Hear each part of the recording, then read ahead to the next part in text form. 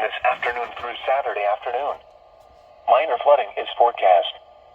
Where? Little Miami River at Spring Valley. At 12 feet, water rises into low-lying areas close to the river near Spring Valley, Roxana, and east of Waynesville. Water floods Corwin Road, as well as Waynesville and the Middletown roads. Additional details: at 4 p.m. Thursday, the stage was 9.1 feet. The river is expected to crest near 12.5 feet on Friday morning. Flood stage is 11 feet.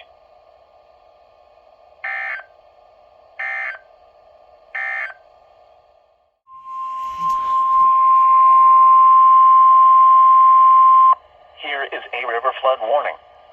Flood warning in effect from this evening through Friday morning. Another one, huh? Minor flooding is forecast for Raccoon Creek near Grenville.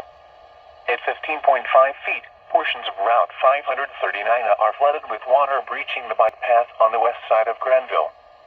Water will approach Grenville Square apartments between the bike path and West Broadway, as well as the wastewater treatment plant and the operational building of the Grenville Water Plant.